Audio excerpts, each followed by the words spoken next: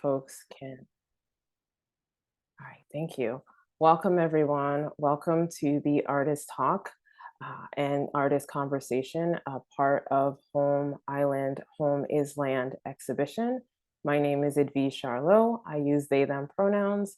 I am a brown-skinned person with gray hair, wearing a gray shirt with a South African keffiyeh on my shoulder. Again, welcome. We're excited to have you all here. Thank you for taking the time to join us. So as I mentioned, this is a part of the Homeisland, Home is Land exhibition programming. This evening, or whenever you're watching this, we'll be having two artist presentations from myself, Edwige Charlot, and Noél, who are the two artists featured in this exhibition. And then we will have a moderated conversation by George Aumoithe, followed by a Q&A. We thank you all for being here this evening. So some light room keeping and just giving you all access. Transcription is available. If you click the CC button at the bottom of your screen, captioning is available. It is through AI. We also have ASL interpretation, both by Karen and Caitlin. Thank you both for supporting us this evening. We also have tech on the line. Should you have any issues, please feel free to private message the tech person, Jenny Charlot. We ask that you minimize the amount of chatting as to not distract from the conversation as well as the presentation. And we also ask that you not privately message the moderator or the artist during the duration of the program as to minimize distraction. The Q&A is the designated time for chat. We appreciate the emojis and the reaction button if you all want to send us love. Again, we really appreciate your time and you joining us all today. This programming was made possible through sponsorship by Guillaume Goods, as well as support from Interlace Grant Fund that has supported this Us Naming Us project. We also want to extend thank you to the support from the Rhode Island State Council on the Arts through an appropriation by the Rhode Island General Assembly and a grant from the National Endowments. So again, we want to thank Interlace Grant Fund, regranting partner of the Warhol Foundation for the Visual Arts. So we'll get started in a moment. Even though this is a virtual space, I do want to take a moment to ask you all to just spend a moment acknowledging the lands that we occupy. We pay respects to our ancestors as well as the indigenous people of the island and the seeds that were planted there.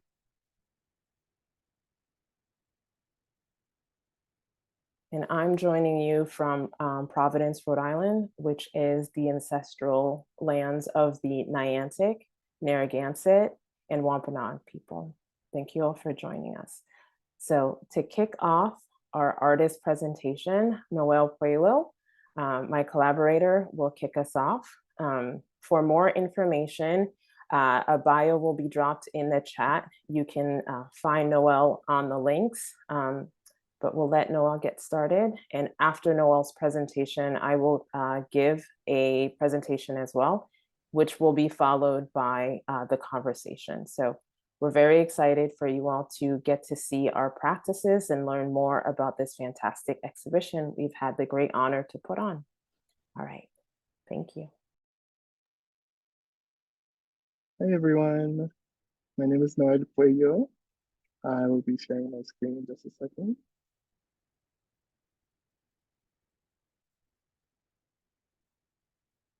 Okay, so my name is Noél Puéllo and I use she, her, hers for pronouns. So I'm a Providence baby. I spent the past 25 years in Providence.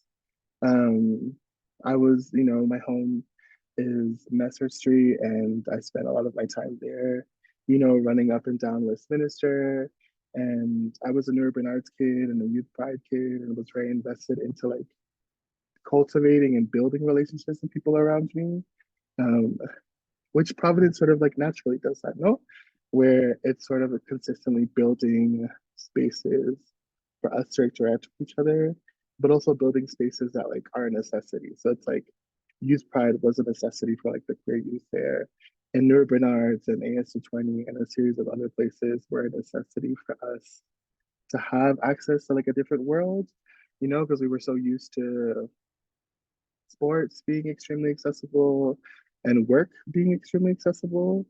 Um, so having that like moment of like play was like such a nice thing to like have. Um, and I'm currently in Mexico City. I moved here right after the pandemic left up, you know, the when we had our like a shutdown and after the shutdown sort of like allowed us to go into other spaces. I just I got up and left. So I left Mexico City on a whim. I hadn't visited before. I didn't know anyone there. I was just like, I'm gonna go and then see if it fulfills a certain type of need for me. Um, and it did. I've been here for 5 years now, and that's our apartment right there, the one with the windows open. And you know, I live there with my partner and my dog, and we've like cultivated a little life here and building an artist relationship now with like the community here. It took me a while, you know, 4 years feels like a lot of time, but it is a short amount of time to like get to know the space that you're in, feel comfortable in the space that you're in, but also develop a community of people. My Spanish wasn't the greatest at first, and so having to like shift my Dominican Spanish, which is what I grew up with and what I understood very well, to then shifting into like Mexican Spanish, which isn't as drastically different, but there are points of it that are like, okay, you are now learning a whole nother language. Um, and how do you like, you know, still keep what you know and then adapt to the places that you're in now. And so that was a big part of like my understanding of here. So now that I've been here for 4 years, now I can fully like divest myself into like, okay, I'm gonna go into some weaving studios, I'm gonna go into some printmaking studios and see what I can sort of participate in and not feel like because they use gringo here. They use the word gringo here, and gringo for us has always meant like American, like your family is American and they're white American. So gringo has really stayed in that space for me. And then here it's anyone who's not from here. So anyone who's like a foreigner is a gringo. Um, so again, trying to be less of a gringo and be more like a part of the community here has been like an interesting space to like dive into. So I did the like traditional like route and I went to undergrad and I went to grad school and I was always trying to figure out what type of work I wanted to be a part of.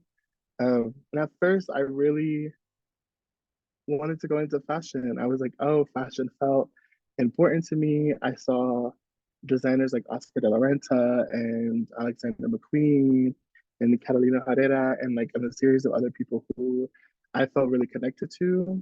Um, and that work was really important for me at the time when I was younger. I like everything that I did at like New Urban Arts and everything that I participated in was fashion oriented.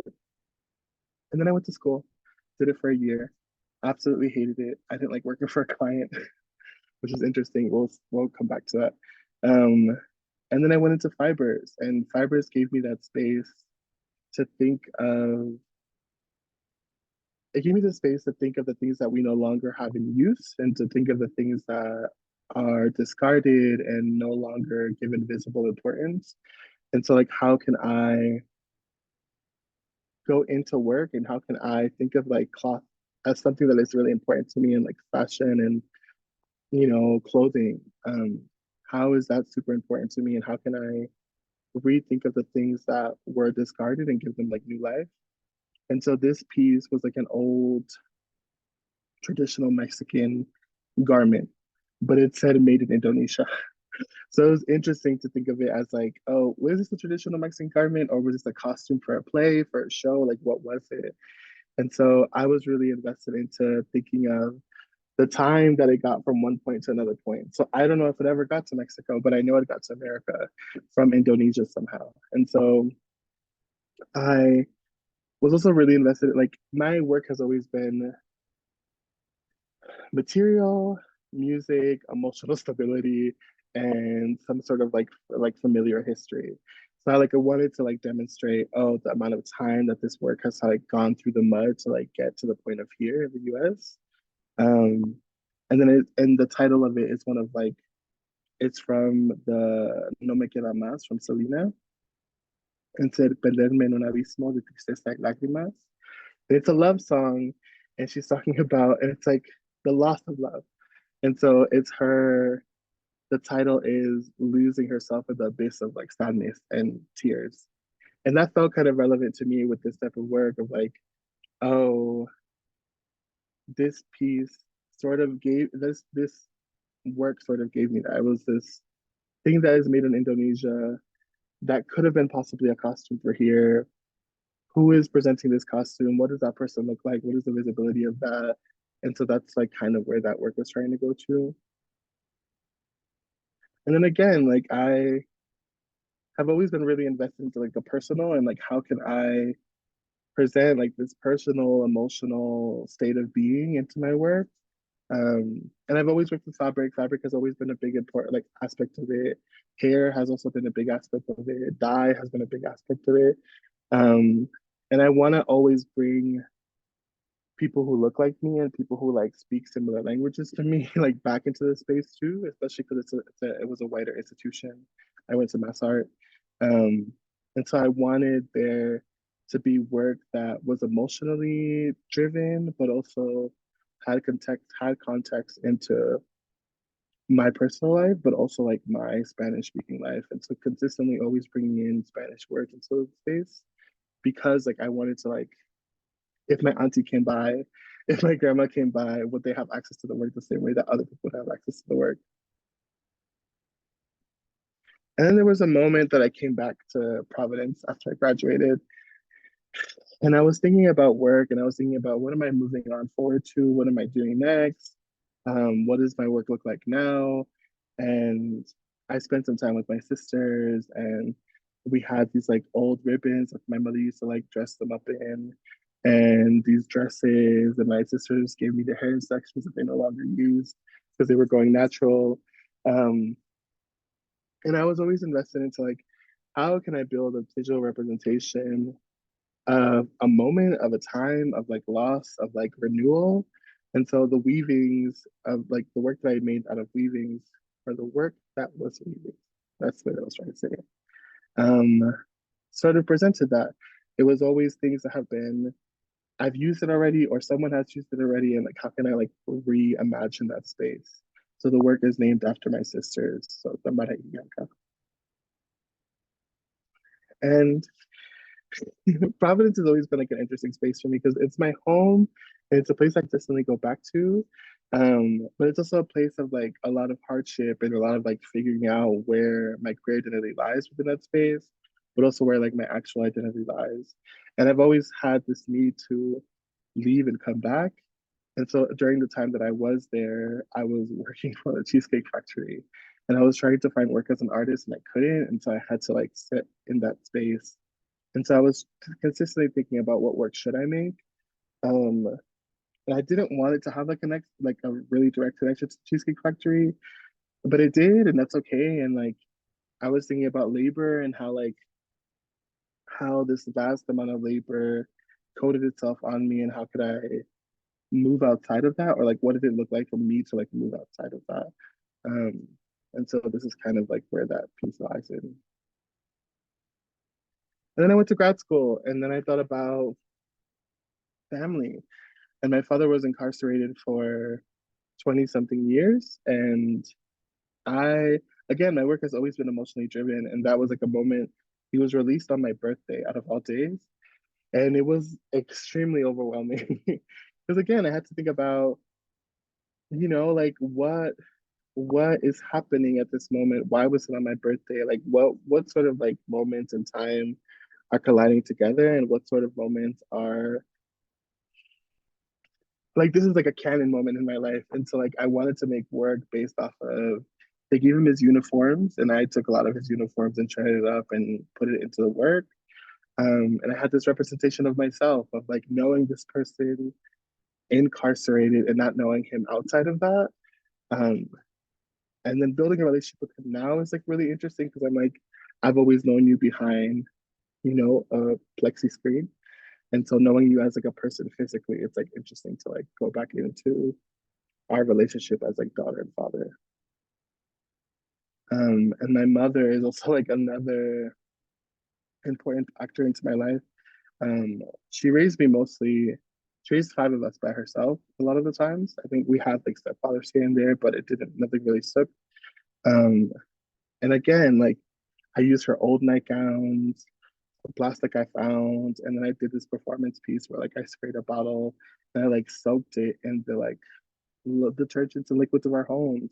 So seasonings, fabuloso, like old whatever soup she made. And it was really important for me to like have visual representations of a Dominican household, a Dominican like life in this like extremely white space that I was in. And, again, allowing space for me to be there, but also for others to come in and also participate. And during like the end of my time there, um, I was working on this like large installation about intimacy and about love and about trying to unpack what it meant for me to be in love. But also, like, I have a body and my body does a certain thing when I'm in certain spaces. And it allows me certain things based off of the way that we understand racism and colorism and all these other types of things. And then also because I'm bigger and because I do still fall into certain categories, what access am I denied? And so I made this like large show and this video about love, about being in love and feeling alone and feeling the necessity to be like held and touched. And was I allowed access that? Was I allowed access that through like public opinion? And through public opinion at the time, there was a rampage of fat phobia, and there was a rampage of, no fats, no fans, no rice, no spice, no blacks. Like it was just like such an overwhelming theme in queer spaces, specifically spaces for gay men. Um, and because I still visibly like participate in like male spaces, even though I identify as like a woman, like it's still a conversation I have to have with myself and have to have with, dating spaces at the time. So I was trying to like make work that sort of had a conversation with that, had a conversation with me, but also had a conversation with other people who felt ostracized by that community. And then I got into making fashion. And as a person who's like, I was fighting so hard not to go back into the space. I was fighting really hard to like not think about clothing because I really didn't want to have a boss. And even though like being an independent artist and being an independent like maker, like I don't technically have a boss that is myself. But clients ask for things and clients want you to do things the way that they want you to do them. And so at first I was like, I'm only gonna make work that is from deconstructing other pieces. So I'm gonna get suits, I'm gonna get, curtains, I'm gonna get whatever and deconstruct them. And that's the how the work is gonna look like. And I was really invested into that for a moment and because I wanted to have this second life. And it's still here within my work now, but I think it shifts and it changes as all work should. And so then it shifted again. And so these were like, again, things that were repurposed, but also fabric that was now dead stock. And thinking about dead stock fabric, it also is fabric that no longer is in relevance and needed a second life. And it was interesting to like see some of the like the fabric that I was using and then seeing other designers who also like focus on dead stock fabric and like seeing how they played with it. Um, and so that's kind of like a place that I feel really comfortable in. Um, and again, working on like larger projects and loaning work to certain people and people buying certain work and then seeing where that lives, I feel so much more comfortable with that than like, oh, me making it for that person. It's like, no, the people just saw my work and they thought it would fit for their own projects. And then they moved forward with it. And that felt really amazing. And that felt super important to have and to feel visible in that work in the space of fashion, in the space of garment making, in the space of, you know, popular culture. But also to have like a bit of distance from it. It's like, okay, like these people have my clothing, these people have my things, and it's theirs now. Like it is, my name is attached to it because I made it, but like it's also not. Like I get to have like a space of like freedom in the same breath, you know? And then again, the work shifts and changes even more. And then my work really then relied on like dye to be a really big factor into it. And then there's a print in the show. Um, it isn't a part of the show, but it's physically there and it's up for sale. And it was of my friend Trinier who's wearing this dyed piece, which just fell in love with it. You know, like there's moments where you fall in love with your own work, and that feels really beautiful too. And my dyed work is something I feel really connected to. Um, but I feel like, you know, my audience feels really connected to these ruffle dresses in the middle that my partner is wearing. And you know, I get to give importance to these both these pieces. And I've worked with collaborative people as like the Glitter Collective in Providence, and that has been a big journey of like again learning a multitude of bodies, making work that fits everyone, and making work that fits and shifts with people's bodies too. Again, more of the Glitter Collective in Providence. And then Edwige hit me up one day and was like, hey, there's this project that I think would fit the both of us. And I'm also working with textiles, and you're working with textiles that are similar to my textiles. And here are shapes that, like, you know, would work really well with the textiles that we're using. And we're thinking of our ancestors and we're thinking of the spaces that were allowed to us, spaces that were taken away from us. And, you know, how do we build a narrative around a Dominican and a Haitian in Providence, Rhode Island, in a space that also has an abundance of people who are Dominicans and who are Asians too? And how do we like revitalize our identities in that space, but also give space to our identities and have a conversation with other people who, again, look like us, sound like us, and have experienced similar things to us. And so that's where these garments were like made out of, is shapes that I worked with, you know, Edwige's prints, on fabric, on textile, and then building, you know, the work that we built together.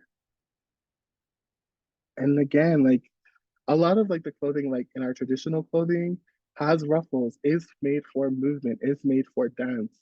And so the work, even though, yes, we have still photos, it was made for that. Like if you play with the work after, if we have, you know, the work in the space, there's movement, there's love, there's like an abundance of like it taking up the space around us and it taking up the space and the people and asking for space to be taken as well. And so this piece was made for the day of the show to show. Jada was our photographer, and this is Edwige's aunt. And they took this lovely picture together in front of one of my weavings. And we wanted Jada to be in the space, walking around, showing people, hey, that this work, it has life. You know, like, yes, we have it on a wall. Yes, we have it in pictures, but it has life and it's going to move around and it's going to see, it's going to bump into you. You know, it's going to take up the space that it deserves to take up. And then these weavings that I made for the show were, again, a collective of organza that I had in past, you know, in past projects, that were made. And I was like, the space needs to be filled. Let's just add them to it. Um, and so that was like a second hands off thing. That's not a part of the work that we made, but it's a part of like the bigger conversation. And that's all. Thank you for listening to me. Thank you, Noél. Thank you. Again, my name is Edwige Charlot. I use they, them pronouns. I'm going to attempt to drive. And if you want to know more about my practice, my bio will be dropped into the chat. And here comes a screen share. Here we go. Okay. And I'm just hoping that someone still has their video on. They can give me a thumbs up. Sylvia, can you see my screen? Because you're perfect. Thank you so much. Okay, I'm going to start my timer to keep me on track. Okay, so hopefully this works. Okay, so again, my name is Edwige Charlot. And these are just a couple of shots of the exhibition. We are at the AS220 project space. We took over both the reading room and the project space. They're located in Providence, Rhode Island. And we really wanted to treat the space both as a space to showcase the Us Naming Us project, but also give space to our own practices so that folks could kind of see the origin and the roots of how the collaborative work came together. The Us Naming Us project was funded by a local organization.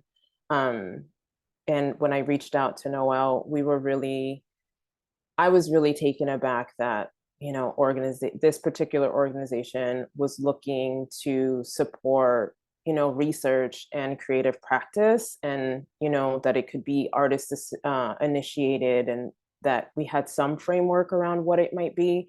We had ideas, but we were really given the space and the resources to actually be able to develop work in a ways that aligned with our lives. Well-being is obviously a big component of that. And we were given resources in order to do that. So I always like to give a shout out and a plug for folks doing that work, because we know in our particular region, I think when we start to think about how cultures, ethnicities, nationalities are honored that are non-white, they tend to be limited to parades that happen once a year, maybe a festival that might happen at one site, or often the experiences are through food. And there's nothing wrong with those, but I feel like often we don't, as artists who are making in the diaspora, don't have platforms and opportunities to showcase sort of the other components that are a part of that: music, performance, visual art, craft. So again, Noél sort of spoke a little bit about how we came together. This is a plug for sliding into someone's DMs, and just, asking, are you interested, and being curious about what the process might generate. So the show is made up of photo prints, textile prints, paper prints, weavings, and some flags. So I'll show you another still here. So this is another installation shot. So I wanted to start the project and sort of work my way back to my own practice, mostly because I think this project, as it was being put together, was an opportunity for me to work in a way that feels really natural to me, which is to work across disciplines. I don't see myself as someone who really thinks about sticking to one discipline. I do consider myself a transdisciplinary printmaker. So I often call myself an artist printmaker. I think it's important for me to talk about my lineage as a printmaker, because of all of the things that printmaking, for me, all of the ideas that printmaking brings up around process, around, as a tool of the people, and as it being connected to, folks who work with their hands, who work in community. So again, just a couple sneak peeks of the exhibition. We hope that if you have the time, the capacity, can make it out. The show is up for a couple more weeks, and we hope, if you love it, to give us feedback. If you don't, to give us feedback. We're just really excited to hear more about how people feel and sort of react to the work. So where did we start? For me, this really started with the island. Often, this particular island, the island of first contact, tends to be talked about in divisions and sections. And so it felt really important to look at the island as a whole. So Haiti, or Haiti, translates to the land of mountains. And this particular historical image really gives people a good understanding of like how many mountains are on this island. The Dominican Republic has actually the highest mountain in all of the Caribbean. And so it's really, I thought it was important to start to look at the landscape, especially being in another land and sort of having this relationship at a distance, that it felt necessary to start with the land. And then we sort of zoomed out a little bit. And I've been wrestling with this idea, especially around the ocean and water. So when I think about what it means and what the Caribbean is in the context of the world, I think we have to remember that the Caribbean is a microcosm. It's just a small petri dish of what it's like, the precursor to globalism, essentially. Nowhere else in the world have we had every single continent like send its people, right, through indentured servitude, through enslavement, through trade. And so you have, you know, this land grab or this island grab or this grab of water. And so I've really been thinking about the Caribbean as a continent of water. And when in that perspective shift, I've really been interested in how water represents lots of different things. So in my printmaking practice, right, when I'm building prints, I'm building the surface of prints. I'm thinking about movement, as Noél mentioned. I'm thinking about transparency and things being up against the wall or away from the wall. And so again, in my practice, I'm really starting to think about how these things are flat and how they can become three-dimensional. So this is an installation made up of panels. There is one on view in the exhibition. And so starting to think about taking up spaces and making these spaces much more immersive. And so there are a couple of concepts that really drive my practice in this moment. I consider myself a matrix-based artist. And when I talk about the matrix, I'm really talking about the press bed, where the printmaking happens. I'm talking about the cut bed, where the CNC, it's a computer cutting machine, or the laser cutter would be cutting. And then I really think about kind of like the original matrix, which are maps, right? There are these lines that sort of delineate a point of origin. It's about locating oneself. It's about planning to go from into, so that point of origin feels really important to me. And then this idea of space and time, right? To creating spatial temporal spaces, or thinking about creating a spatial temporal experience where one can kind of start to experience both. I think of water being an element that you can experience time and space, right? It's an element that shifts. And, you know, I'll disclose, I'm a Cancer. So water is just, you know, ever so present in my life.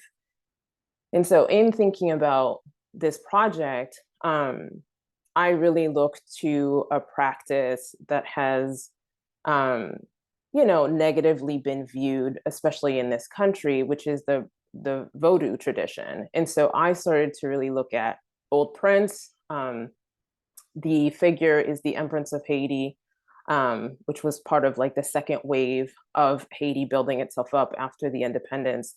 And I was really looking to the Roman Catholic imagery and sort of starting to think about how the print tradition, the painting tradition could sort of like be translated into these portraits.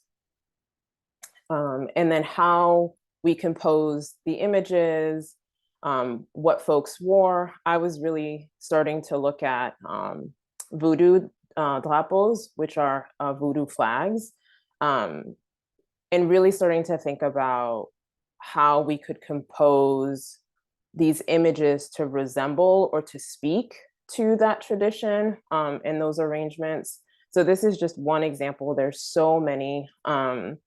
And, you know, maybe in the future we'll start to think about surface, but it felt like, how could we activate this flat plane?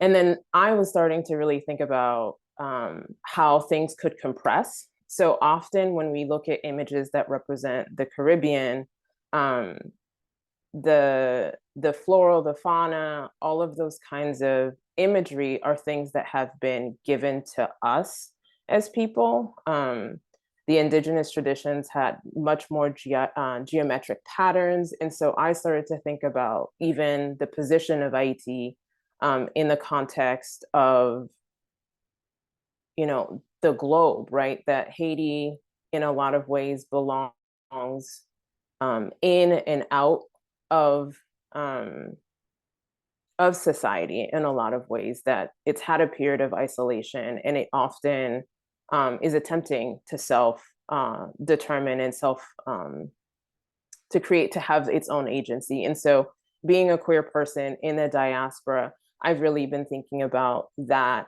as a continuum rather than thinking about diaspora from just a lens of memory, of being ripped, of fissures, of rupture, of being broken. And I think we'll talk more about sort of like memory and what that means. But I really think that the garments being worn and sort of having the outside be inside and be worn just lends itself to a different kind of conversation about the work. And again, I really, this is an etching from many years ago with a chine collé piece added to it. And sort of my mark making was coming into both the garments, the textiles being designed, but also I was thinking about my own mark making and my own way of making in building images after the fact onto the images once they were taken. And when it comes to my own practice, I am often thinking about spaces and immersive experiences. I think a lot about churches, whether they are inside, outside. Obviously, I have very deep Catholic roots. And I'm often really looking to both altar practices, rituals, because printmaking, if you've ever met a printmaker, you know that there's like a ritual of preparing the press, preparing your materials. And so you'll often hear me say that my church practice, my worship practice is my studio practice. It's making work. And so a lot of these shapes, images start to come into the prints. And as I've mentioned, I really like to work flat, two-dimensionally, and then I work towards building something with some dimension.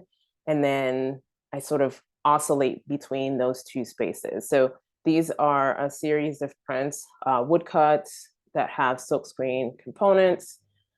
Beading and adorning has become another part of the practice where surface is being built. And so a lot of the references that I'm looking at, again, are architectural.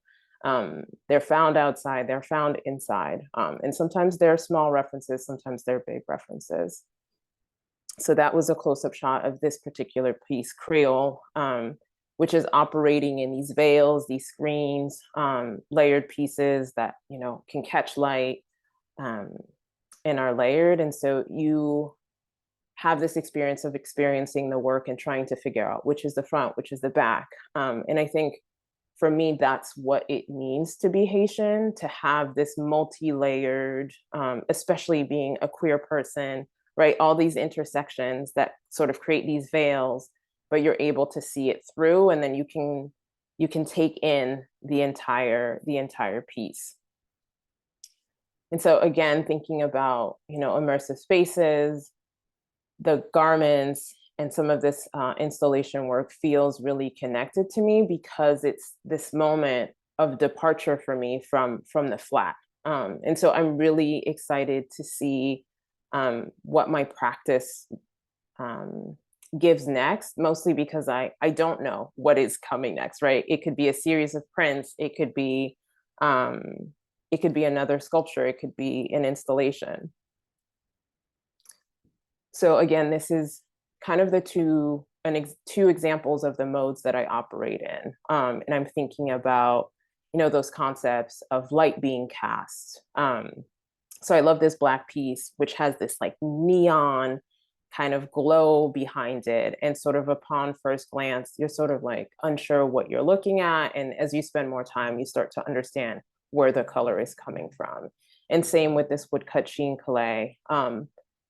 You have to spend a little bit of time understanding what is top, what is bottom, what is underneath, what is above. And sort of for me, when I've been thinking about the Creole identity, when I've been thinking about an Afro-Latinx identity, there's all of these layers and veils and that you have to unearth and sort of uncover, because Creole identity is not a monolith, just as queer identity is not. And then perspective, right? Perspective continues to play a big part in how I make work, mostly because I'm constantly looking to different types of tools. Again, I've outed myself as a transdisciplinary artist because I've never looked at the borders of discipline as limits. I'm really thinking about this particular piece has beaded edges. The white silhouette parts are laser cut. And then there are two more panels that build what would be called the background. But this is a piece that I often install in different configuration, right? Like the piece itself doesn't change, the components are the same, but its context creates a new experience every time it's installed. And so again, building up, building down.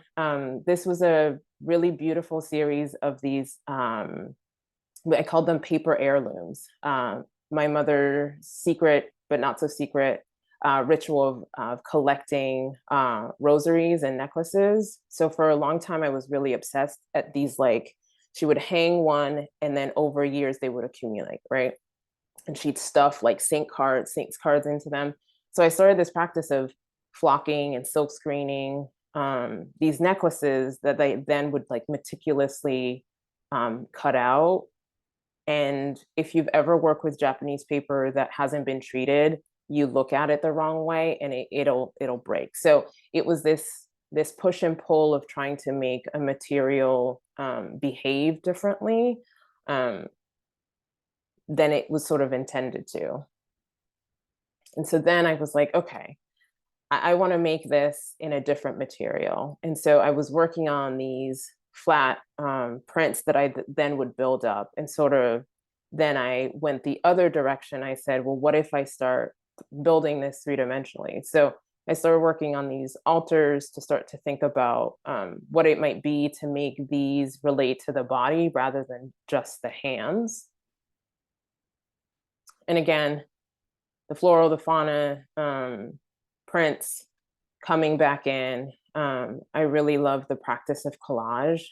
It's one of my favorite modes. So these woodcuts were made by both through sheen collé and printing both oil-based inks as well as using water-based inks. So often what I do is I actually use materials in order to work through ideas. So on a basic chemistry level, oil and water don't mix. And so I often find myself creating these situations in the studio where the materials are in competition.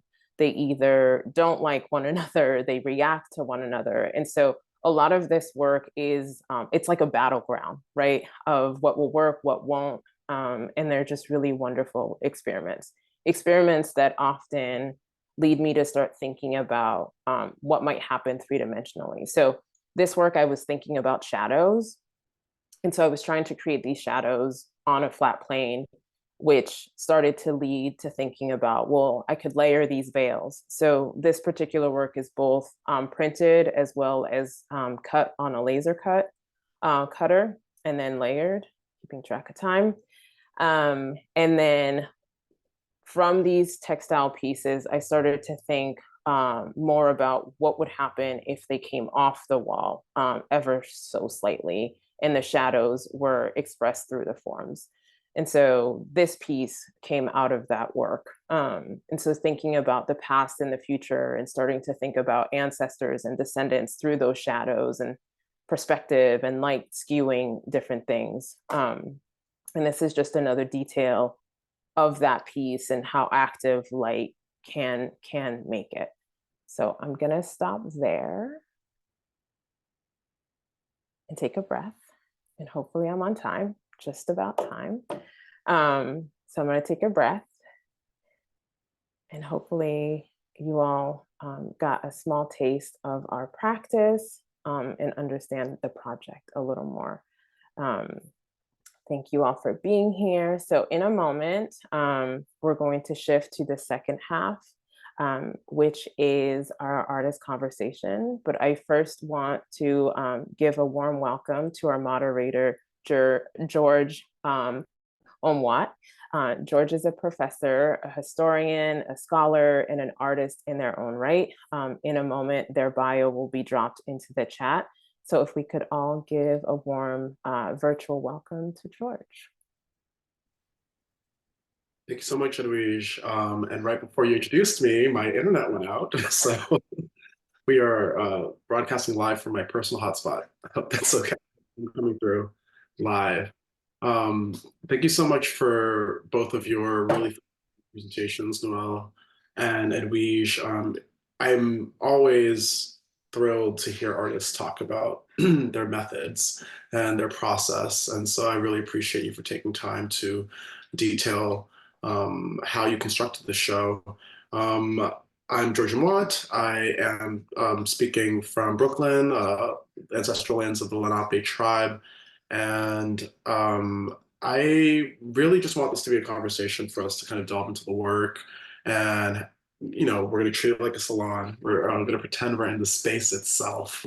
And as many of you on this call have been able to see, you're able to see some images of the exhibition space. There's so much intentionality behind the space. And so I hope we get to kind of delve into some of the background for the show. So I wonder if we can start here. Noél and Edwige, you both spend a lot of time talking about your chosen mediums. Noél, fibers, Edwige, various forms of printmaking. How did working together alter your sense of using your favorite mediums? I'm just so curious about what you might have learned from different mediums in terms of your own practices. I mean, it's interesting because I feel like, yes, we have different mediums, but our mediums are also very similar in a lot of ways. And so I think it's kind of hard to think about not what we learned from each other, but what we loved about each other. But it was like, we've both been working with fabric and we've both been working with organza, and we both have thought about, I've thought of it as like more as like a client-based thing of thinking about print, and then we just thinking of it more as like how is it in relationship to the work that we're doing. And so it's like more like bouncing it off of each other. It's like, okay, I understand this fabric in this way. What can it do? Can it allow itself to do this? How can the light do that? How can shadows do that? And so it's kind of more of a conversation between our practices and like our like quote unquote identities as like makers. Yeah, I would say the same. I would say that my respect for craft was heightened, right? I know exactly how difficult it is to wrangle that type of sheer fabric, that again, another material where you look at it wrong, a thread will catch and it's done. So my respect for the materials and craft in general, I think for me, I don't think either of us was coming to this work from a capital A art. I think we were both coming to it from like a crafts lens, which I think is like, I mean, it was more humble in that way. And I think it made it less precious. Like I think both of us were willing to see what would happen, right? Like neither of us knew what would happen, right? I created the textile designs and sent them over to Noél, and she looked at them, right? And it was like this back and forth. We were also doing this across the internet, right? We were not in the same place. I think we met in person maybe 4 times. Yeah. Wait, you're muted. My apologies. We met twice to like do like a pre, Yeah. Like, hey, look at the work. What are we talking about? What are we doing? And then meet other people too. Because that's the thing too, is that it was our collaboration, but we were also, Edwige was in a studio space and other beautiful artists were there too. And we were then in conversation with them too. We met to like physically do the photos, and then we met to like actually have like the space, Yeah. And then we just met on Zoom very regularly, but it was like all of these conversations, right? Fantastic. And so much of the show is about diaspora, this keyword diaspora. And Edwige, you spent some time kind of thinking about, the way in which you're thinking through problems through craft. And I just wonder, when it came to thinking about this word diaspora, which is, so many things really. Um, how did you come to sort of find a visual language for that word? And also, how did you both kind of navigate defining that visual language in light of a diaspora that is sort of divided by national borders, particularly Dominican Republic and Haiti? Yeah. Mhm. What I can speak to, so for me, visually, diaspora it's like both a nod to tradition. So for me, AKA printmaking, right? Those very traditional materials, techniques, and discipline, right? Discipline. And then thinking about digital fabrication. So for me, there's this technology that if I wasn't in this quote unquote first world nation, I wouldn't necessarily have access to, right? And so for me, a lot of this visual language is actually coming through by way of setting up the container, which is like traditional modes and digital modes, right? And so that clash and that blend for me has been the way for me to think about diaspora, because that's essentially my experience, right? Someone carried, my mother carried this tradition, this culture, this language, and has had to essentially contend with assimilation, separation, like within this land. And so for me, the studio is a place to kind of wrestle with that. And so for me, the visual language isn't intentional, but it has no other, I think of it as like alchemy. I'm just throwing a bunch of things in.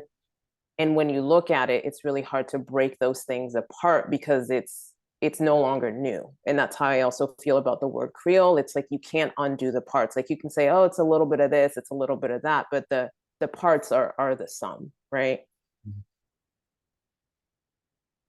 Yeah, same. I think diaspora is like craft. It's thinking about like how, my mother physically knitted all of our clothing growing up, and my grandmother was always a seamstress. She was a dark-skinned woman in Dominican Republic, and that was the only job that was given to her in the beginning. And it worked, and she worked really hard to then build up to something else, but it took her a very long time. And so thinking of those like physical crafts that we both have had access to and have seen, like again, like I know my grandmother who is still living on the Dominican Republic, like what craft she's been making and like what beaded work she's been making or whatever, whatever sort of mosaic thing that she's working on.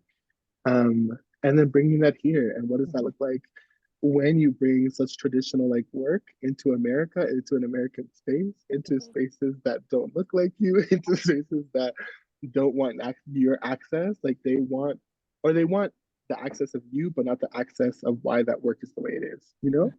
Um, and so I think that sort of really ties itself back to like, what does a diasporic work look like, or like how do we like bring that into the work and the works that we're working on too.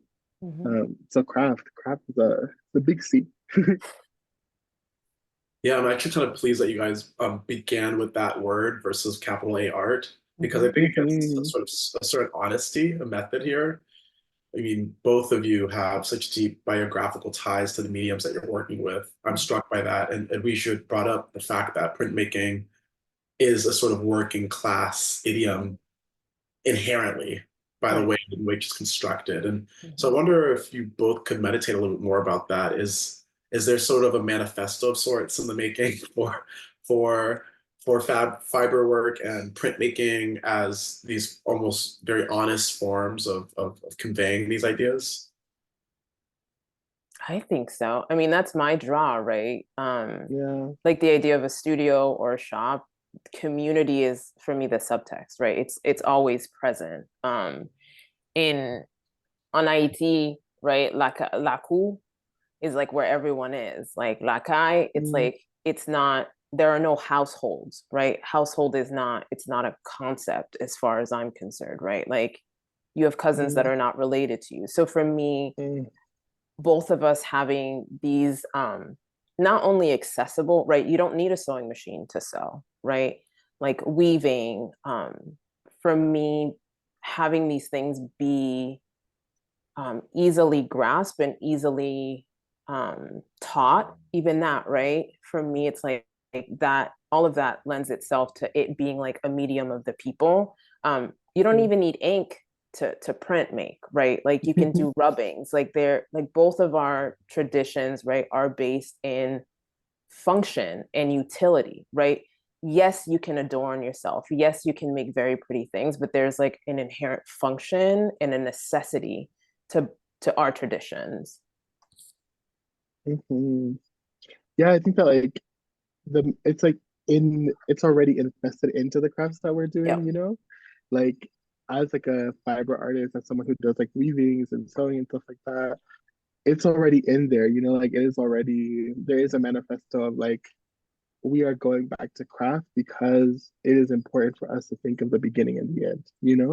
Um, and even here, like again, I'm not Mexican. I have my relationship here is to like being here and then to like families of like other people's. Um, but seeing the way that they've interacted with craft and the importance of craft and everywhere that you go, it's like it is it's it's interesting because it's like there is a mass reproduction of the things too, but how in awe people are of the thing that is physically made by someone, the thing that is, shredding the, like what's it called? Shearing the sheep, Mm-hmm. spinning the thread, dyeing the fiber, weaving it to make a certain type of like language within itself. Our work does that too. Like the language of textile building is a thing, is a conversation already. Mm-hmm. And that also makes me think about another way in which your work is trying to capture memory.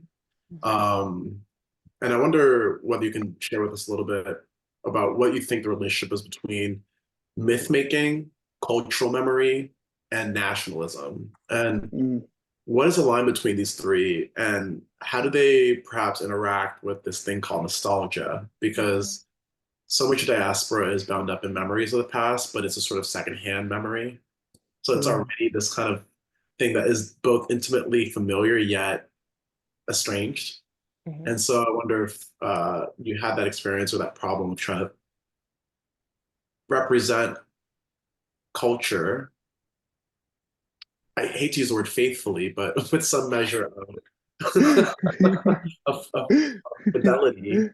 Uh, and what even, and I mean, I think the big word that people think of is authenticity. Mm-hmm. mm. That's such a fraught word. And so I wonder how you,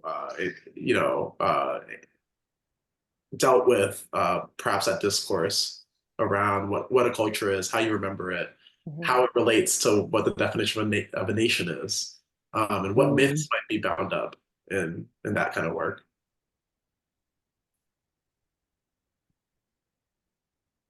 No, do you want me to start? I have a couple of like weird Yeah, ideas. go. Yeah, yeah, I yeah. had my head went to the same place too, so go. Yeah, yeah, yeah. So, the things that I'm thinking about when it comes to like myth making or myth creation, I mean, like on a very jokey, haha, contemporary way, there are the memes that are going around now where they take an image and they'll say like, "Oh, I'm gonna tell my kids that this is like this historical figure," right? And it's like it's not that at all. So there's like a little sort of fun tongue-in-cheek kind of understanding of what myth making is, but I in my work specifically think about echoes and shadows, um, and on a very technical way, imprints, embossment, impressions without ink, ghost prints. Like for me, like the materials do that work for me, right? Because it's like you see a thing, but there's no ink. There's an impression. Um, so you're experiencing a thing that you're experiencing because there's a lack of, right? Or there's like so materials do that. Then I think about I started by talking about how the Caribbean is a continent of water.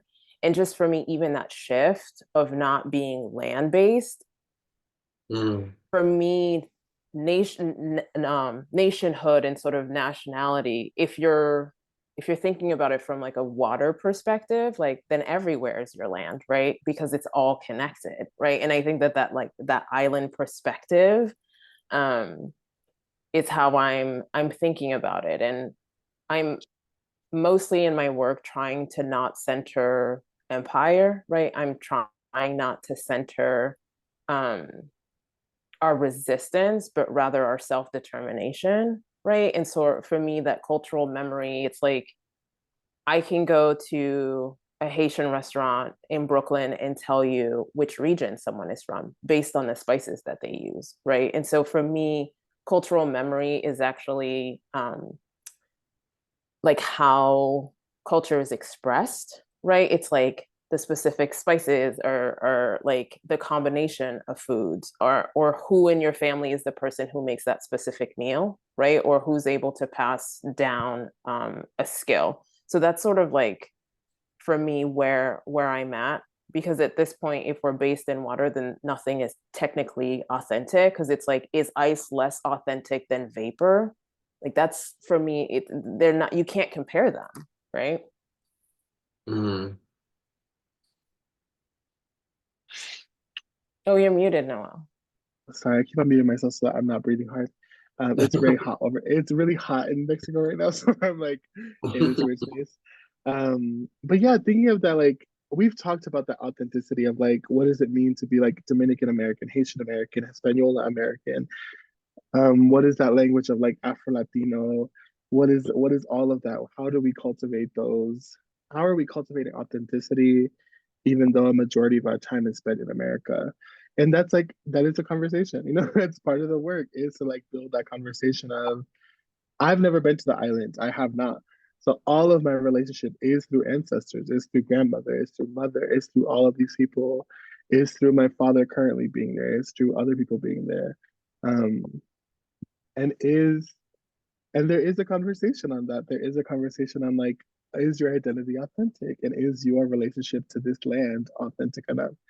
And I think that's part of the work is to have that conversation of like a majority of us are first generation and are here because of this fantasy of the American world, you know, like is the fantasy of New York, is the fantasy of Texas, is the fantasy of California, is this sort of like this place is going to bring you a heightened sense of self. Does it? Maybe. Who knows? That's not my experience, but that is part of that conversation. And then thinking about the myth building, I don't know. I think because I've now been mostly in the space of making clothing to adorn people, that is sort of like it's in that space of like I make work. My clients, quote unquote clients, the people who buy things from me are primarily trans people, are primarily plus size people, are primarily people who don't have access to this type of the work that I'm trying to make without like it being overly expensive or being in their size, you know. And even with the work that we made for the show, every single dress can fit a multitude of sizes. You know, it could fit the size 0. You know, a belt works a really long way. It could fit the size 24. You know, like I've tried on all the dresses and all the dresses fit me at some point. And I'm a size 26 woman and, you know, I'm 6'3". And it also fits like it fit everyone. And we swap dresses. Like if you see that if we have the images of behind the scenes and swap dresses and people fit and people like, you know, everyone shifted and changed. It's based off of the dress that they were wearing. Um, and I think that's part of that like myth of like, or the mysticism of it of like, oh, we are adorning ourselves to bring a more truer selves to the world, but also just to feel good and to feel like, I don't know, like not, I want to, God and goddesses feels like a weird wording to me. Um, but to, again, to feel like a fawn walking down the street, to feel like a unicorn, to feel this sort of sense of like disconnect from what our physical world is already doing now. Yeah. Yeah, I was just gonna say that too, like in the voodoo sort of tradition, it's like you have all of these laws that take on different forms, right? And so Mhm. even just bring those types of manifestations, like those kinds of like visuals into the work felt like as a reference of like, oh, okay, this is our version of like the twins. This is our version of, you know, Azili. Like this is and that too, that it feels like again, I think we weren't trying to like reach in the past to say like this is memory or this is a longing of like the home that you'll never go to, because like we're making home where we are, right? And so I think engaging in that, that creating a narrative visually, I think has been like a good place to have it be messy, right? Like in the photo images in particular, like there are some where the garments come forward and there are others where the garments are flattened and you can't tell where the body starts and where the pattern begins, right? Like they're meshed. So even thinking about that, like very formally speaking, right? And who like these characters are in the photographs. Yeah, I'm just so struck by the kind of focus on movement and water as opposed to land and like domination of land or terroir. Because when you think about Cristobal Colon, so many of these European explorers died for the sake of trying to find somewhere to land their feet outside of Western Europe. And that sort of value system, really, valuing land, valuing a sort of static place and domination of a land, arguably sort of organizes the world today in terms of how we think about nationhood, citizenship, where people belong. So I'm really kind of convinced by this kind of method of turning to water, turning to imagination, turning to movement to sort of free us. And not only just free us, but to acknowledge freedoms that already exist in a sense. Because Noél, when you were sharing that, even though there's maybe perhaps less connection to land in the stories you have with your family, you're able to constitute diaspora. That struck me. I mean, how is that not the case for hundreds of millions of people, right? And I think what's so significant about the work that you're making is there's a whole classical tradition of monumentality and concreteness and marble and sculpture and materiality. And your approach is taking it from a whole nother perspective. And I wonder if you could like comment on that, because it seems on its face unable to chisel or chip away at that stone edifice of empire, but it is actually powerfully insidious in a way. It's an idea. It's like, it's sort of like something you can't capture, and that's what makes it powerful. So I wonder if you want to kind of meditate on that, because it's in the clothes and it's in the prints. I mean, Noél can also gave us a little bit of the behind the scenes, like what folks are not seeing in those images is like the music going, like the food, the community, like we were together, right? And that for me is like part of that, like that ritual. It's not to me a coincidence that something like the Haitian Revolution like would be started, like would alchemize through like not only a ritual, a ceremony, but like a gathering of people, right? And in thinking about like the monuments and finite and concreteness of like empire and this desire to sort of like platform, I think when I think about craft like little c, right? For me, that is like almost more fortified, because you can like you can actually chisel away a monument, but there's something very different about like an earwig, like a song that people can hum, right? Even if like the song only becomes like the lullaby that I used to sing my kiddo, right? I just hummed it. He rarely heard the words, but it's like those came from another place. And for me, that the strength of that, right? And when we go back to like myth making in the past and sort of like ancestry and heritage and culture, it's like maybe 50 years from now, like we won't know the words, but we still have the tune, right? And that for me, I think was like really fascinating because we were trying to decide like what music are we putting on, and then there was like trying to come up with a decision of like what the vibe was going to be. And I think like liberation through imagination is the thing that is like so dangerous, right? I can imagine a freedom, right? I can imagine, like, that's the thing that people try to sort of beat out of you and oppress out of you and repress out of you, is like that ability to imagine something different, imagine something um better, worse, you know. Yeah, so I think like looking to art and looking to making and looking to practice as like that mode, I think is like that's going to keep me fed forever, right? Mm. Yeah, and I think like as we were saying, we're not a monolith. And I Mhm, think that is probably the key thing of all of our work is mhm, that we're not a monolith. So we're not trying to colonize your perception of our people or how even how we've been here. Like how have we acted with in an American space? Like we're not trying to colonize your perception of that. We're trying to offer you a seat at the table to have a conversation with everyone.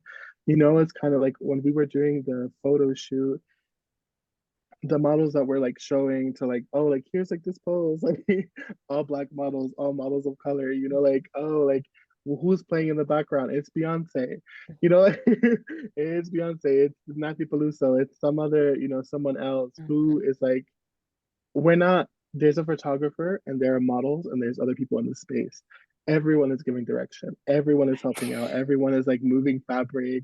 There's no like specific like, oh, you have to do this, like this is your job. Like no, it's like we're a collective and like this work is the project between myself and Edwige, but like the models are our friends. The Edwige's sister, who is the tech person today, was also helping us as the person just moving things, just like, oh my god, just move this fabric an inch to the left, and that was part of the project, you know.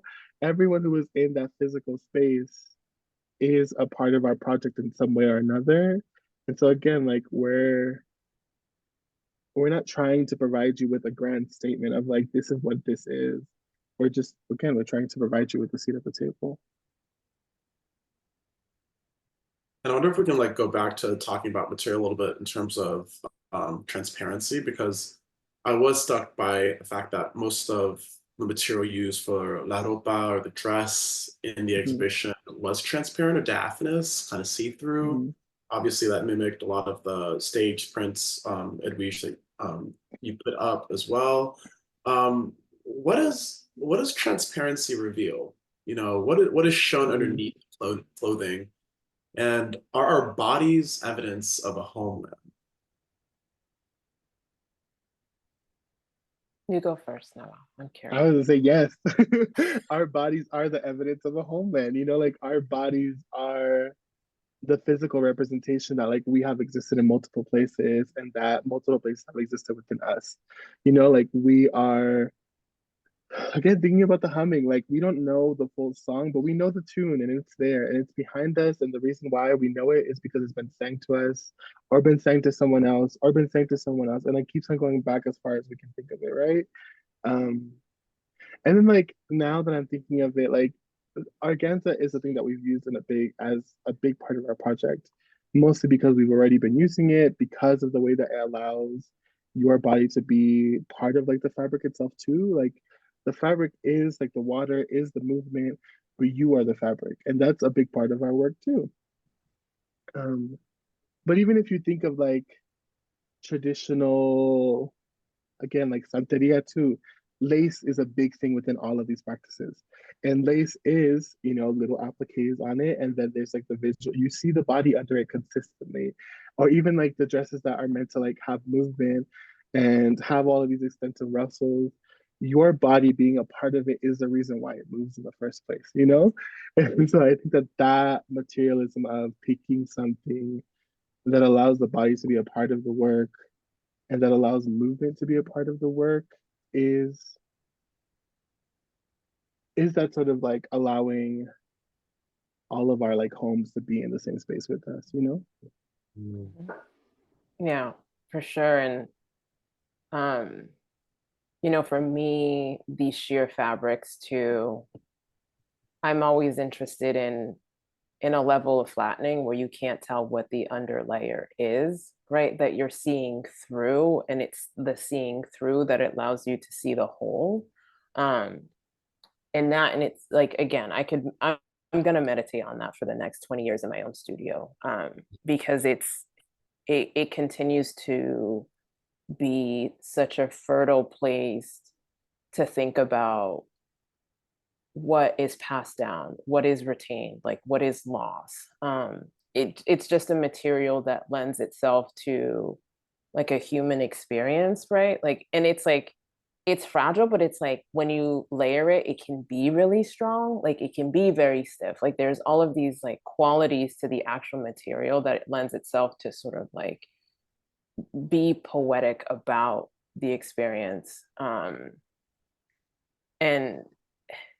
I just also love that too, that the body is like so present, right? It's like the silhouette, the contour of it. And for me, the veils also, when we talk about time and space, especially in my practice, like for me, the veils of time, like the veils of perspective, of experience, like those things, and just the distance too, right? That veils create just naturally in their physicality, I think is really important. Mhm. And I must admit, when I was looking at some of the dress, it kind of triggered memories of my own of church, a certain style of dress with sort of a ruffled neckline or like the ruffled socks with the perfect patent Mhm. leather shoe and the pomaded hair pulled back. Yes. I feel like there's a whole meme actually that is making its round in the internet. Yes. How seeing these images or these markers or these signs or these signifiers, for some are triggering, but deeply nostalgic for everyone. And I kind of love that you can both have pain and pleasure in that kind of memory too, where it's like, oh man, like I had to get ready for church for 2 hours, but then also I may not do that anymore, but I sort of pine for what that moment meant for in terms of community or in terms of a family or whatnot. And so I guess my question is, when you think about the movement of the clothing, um, is a sort of ruffled style dress like a sort of Caribbean way of dressing or a Caribbean way of being?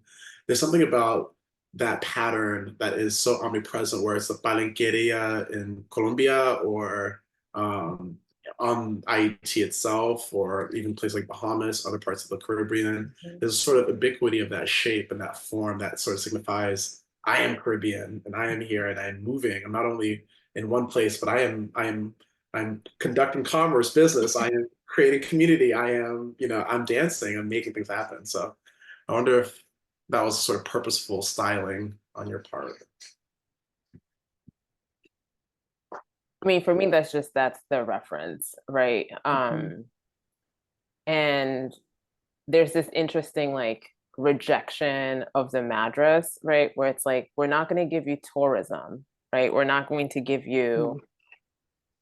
we're not, that's not what we're doing. And I also think about in queer and trans culture, right? The culture that was present in the United States. Like I think about ballroom, like I think about um, the affirmation of identity through garments and through like the folks who are photographed are photographed specifically. Like our perspective as queer and trans folks are not usually welcomed at these like very public festivals, right? And so the way that I was looking at the garments is that they were affirming in a lot of ways, right? Through being inclusive of bodies, being inclusive of different shapes and how the garments hung, and and also how the garments sort of like work together as like a unit, right? They're all different, but they all come from the same place. Like it's clear that they're unified in that way. Yeah, and they're like, I think we think of the word abundant a lot too, and I think that like ruffled pieces and those ruffled dresses to do one row of Like even there's one that's like Danya's wearing, and it's 2 tiers. And so the first row is 10 yards of fabric. The Mhm. second row is 20 yards of fabric. And so that is a lot of fabric to use within one space. In any garment, it's a lot of fabric to use. And so thinking of like how, yes, this is very traditional in the way that like in the way that the dance is, and you see it in every parade, there's these ruffled pieces that they're meant to like go up and down and do all this like folding to this really beautiful work. But also it's like it's the way that we're allowing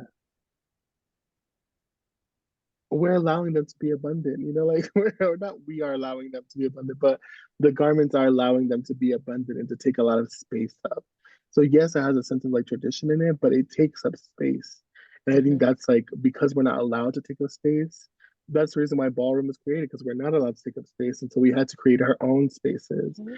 And so these dresses are our sort of narrative in ballroom is they're ruffled, they're long, they're sheer, they're colorful. Some of them have like, you know, little glitters in them. And so like that is part of that. We want you to be able to see us from like 10 feet apart. 10 feet, if we're 10 feet away, I want you to be able to see me. If we're 20 feet away, I still want you to be able to see me. Mhm. It's fantastic. And I wonder if we can look at some of the artwork to just think about the relation between photography and the printmaking and the sort of fiber work. I noticed in a lot of the photographs that, for example, you and Edwige as a model are looking somewhere, looking to a horizon. Sometimes the models are looking directly at the camera, but it also makes me think about the piece Relais, and this close up of the sort of print of a figure who's looking into the distance. Mhm. What are these figures looking at? Mhm. So what's interesting is a lot of the textiles that I use as reference are these voodoo flags, right? And Rele is really um, the calling, right? Or to call or to shout, right? It's like I was really thinking about like echoes, right? And so what's interesting about this piece is that there's a figure within a figure. So there's a smaller figure that's actually deeply inset, it's set into a larger figure. And for me, like that echo of like the figures coming together, but they're actually looking in opposite directions, right? And so in these drapos, in these flags, these voodoo flags, often the figures are looking at you in like this very like domineering way. Like the eyes are usually like adorned in a way where they're like wide and they're just like looking at you straight on. And there's something it's interesting that you sort of brought up like the trauma of like the religious sort of like connotation of like the of the outfits, because in a lot of the figures that I bring into the work, I'm not sure that I know what they're looking at, but they're often like looking at the horizon, right? Where sky meets land or where sky meets water. Like I think about that particular like spot um as being like both a place of like looking back but also looking forward. Does that make sense? Like looking into the past but also looking to the future. Like the horizon line like does both. Yeah, and a lot of Yeah. like traditional like fabric, like fashion photography, there is a sort of like grandeur of like looking into like the further, which does this sort of like looking into the future, looking into the sun, looking into the moon, and like looking at something greater than like what is in the physical space there too.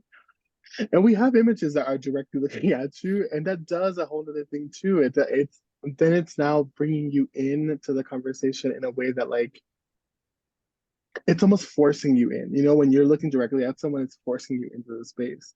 We have photos like that, but I think we sort of geared more towards the one like looking at like the other direction. Also, is to bring you in to look at the direction with us. You know, like we want you to come here. And what is over there? You know, like what is the future of our people? What is the future of the things that we're doing? What is the future of us? And so we want you to come and also look at this grand span of again the past and the future. And I know we're coming towards the end of our conversation. I feel like this very topic of past and future is kind of where we maybe ought to be present in. And with that spirit in mind, I wonder, what are your dreams and aspirations for how this space will be activated for the local community in Providence?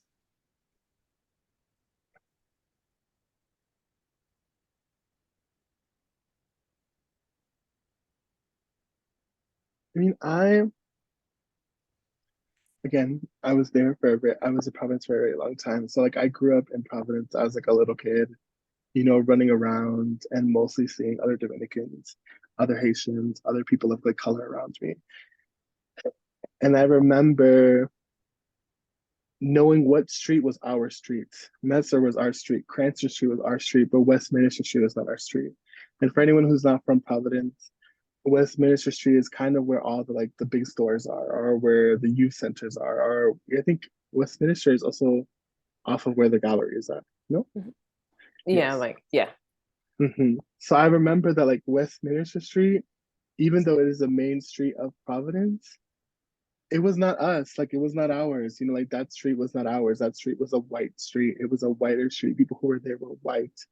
The artists who were coming in were white artists from RISD, white artists from Brown. Like we knew that that street was not our street. And the streets around it too were like, yes, downtown is a collective of a lot of people, but we can't afford to live there. Like we can't afford to be there. Who lives there again are people of privilege. And the places that have in Rhode Island, like in Providence specifically, I remember houses were not owned by Black people, were not owned by brown people, they were owned by white people. So if the house looked nice, if the house had like foliage, you knew that wasn't ours. That wasn't our like placement. That was somebody else owned that. Um, and so when me and Edwige came to this like project, and Edwige was telling me about it, and I was thinking about like my time in Providence as a young person to an adult, this project felt like such a necessity. Like I cannot tell you out of the 20 something years that I lived in Providence that there was a show that was specifically for Dominicans and Haitians, or Dominicans or Haitians in general. Like there is nothing. Like I cannot, unless it was young people. But again, that was young people through an institution that the institution also did not reflect the way that we looked like. And the people who were in charge and power were asking for money for this place because we were brown and Black little kids, but no one who was working there looked like us. And so it was again like this weird disconnect from who was getting the support and then who was getting the wealth out of it. Mm. And so I think that hopefully this show provides a context for allowing people to come in and like give breath and give space to each other, but also to cultivate more. To like, Providence is getting gentrified quickly, like very quickly. It is hard. The Providence that I grew up in does not exist anymore. It isn't affordable. It isn't happening. It's like it's not. Like I don't. A lot of Dominicans and Haitians and Guatemalans and Salvadoranians, like they're moving out and they're moving to other places because it's unaffordable now. And who is moving in? Again, people who don't look like us. Um, so again, hopefully this show reminds people that we're still here and that we're still visibly important and that we're still talked about, and that even if there's 10 of us here, we're still going to provide a space for those 10 who are here still. Yeah, for sure. Same. And I would just say that for me, it was really important to have a show that was about Dominicans and Haitian, that wasn't a charity event, that wasn't a festival, and that queer and trans were part of that. That it's queer, it's trans, and it's Caribbean, right? Because often that does not have a public platform. So I think just being visible, I think for me, the future is unknown, but to know that young people and other generations, even just walking by, right, can see themselves and know that that is a possibility because there's a representation, right? So it's like the only time you will ever hear me say like representation is a good thing in this moment, right? Yeah, to just give a little hope, I think is really important. Well, that's fantastic. Well, Noél, Edwige, thank you so much for entrusting me with this conversation. I learned so much, and you've truly lifted the veil And I want to thank you. Thank you so much, George. Thank you, Yeah, thank Noél. you. Yeah, Thank you thank you for both. the conversation. Thanks to everyone who's helping out. Please, thank Yeah, you. Our yeah, audience, thank you. absolutely. Thank you, thank you. So we're going to try to end on time, which gives us exactly 1 minute. Throw up all your emojis. So again, we want to thank our sponsor, our funders, our supporters. Thank you to Ginny. Thank you to Caitlin. Thank you to Karen. Thank you to George. Thank you, Noél. Thank you to our partners, our supporters, for all of Thank this you, Edwige. effort. Thank you to me. Thank you. Shout out to Danya. And again, if you are viewing this recording, feel free to go look at our archive on Instagram. We'll put all of the information there. And if you happen to still have an opportunity to go see the show, it's still up through April 27th at AS220 Project Space in Providence, Rhode Island. Thank you all for joining us today, and we will see you all next time. Thank you again. Bye, everyone. Bye. Thank you.